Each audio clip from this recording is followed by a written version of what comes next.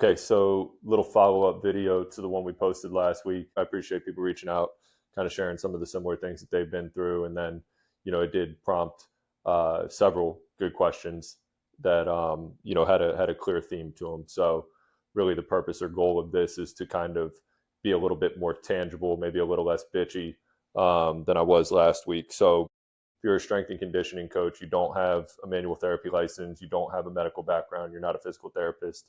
Um, what are some of these kind of rules of the gray areas with injury? And we'll start very simple with this.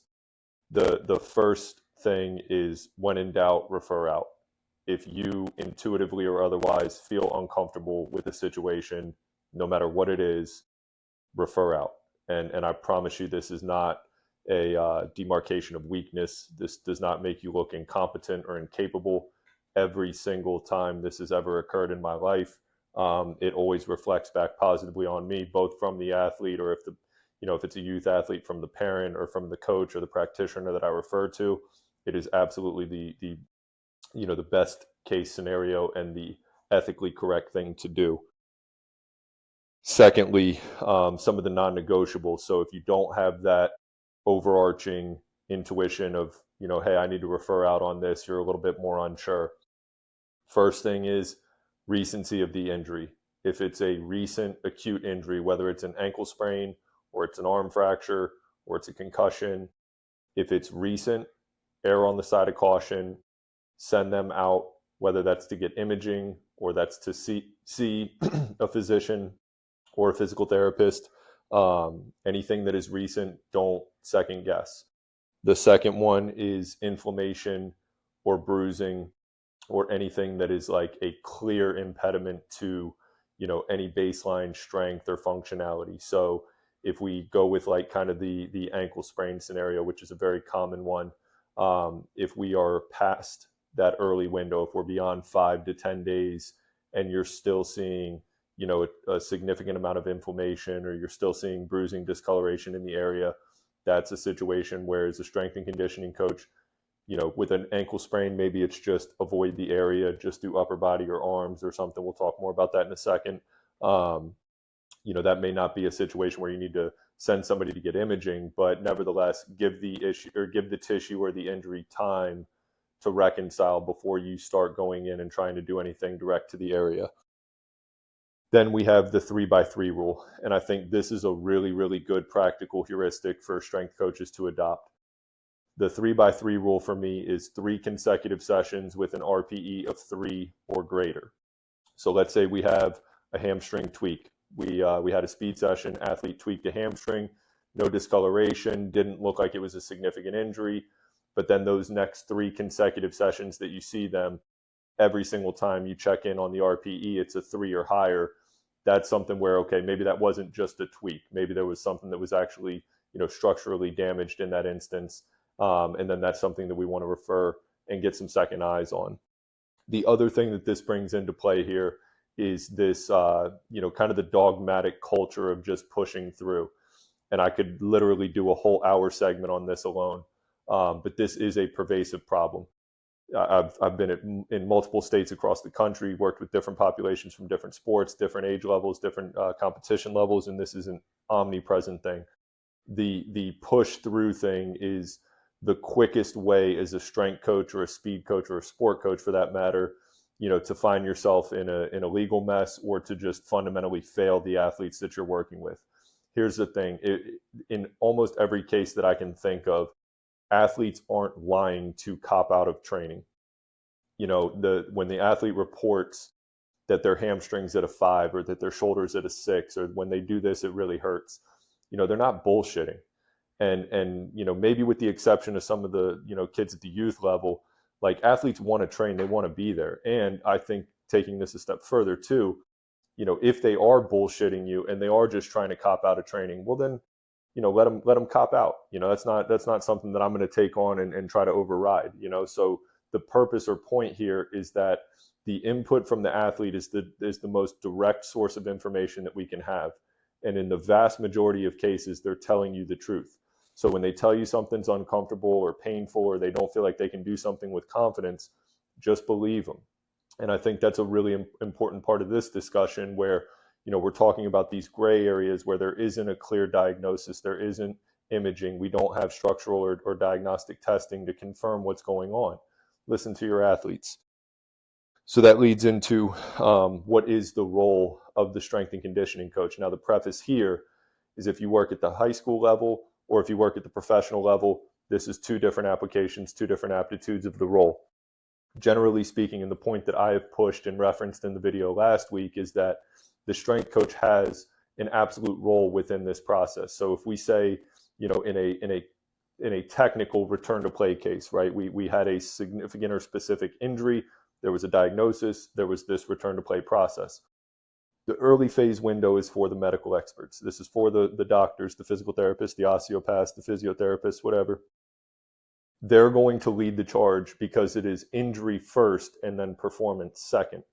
But as we go through this return to play process, at some point throughout that process, the priority flips from the injury focus, or the injury being the focus and performance being the secondary, to the performance being the focus and the injury now being the secondary priority.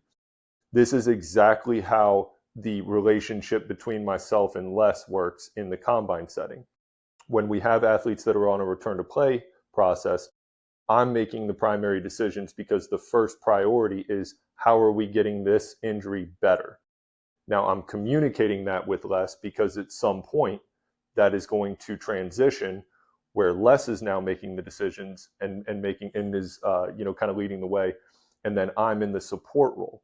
So while I'm doing the work on the early front here, I'm informing him of what's going on so that when we hit that transition point, there isn't a whole bunch of catch up. Everybody's on the same page. So then as we transition, now I can support him because I know what his KPIs and priorities are.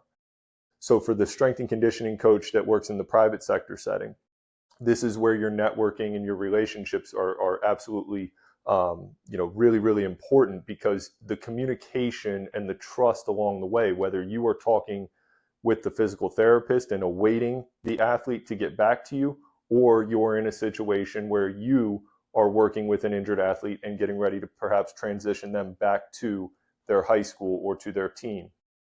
Your ability to communicate and then share information and have transparency is what is going to actually smooth this process out.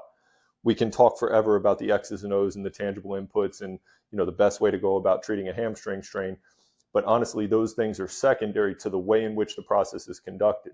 So for the strength and conditioning coaches that are tuning into this, you need to understand where your role is within this kind of matrix of return to play or working with injured athletes. Now, the last thing that I wanted to touch on here is avoidance is not the answer.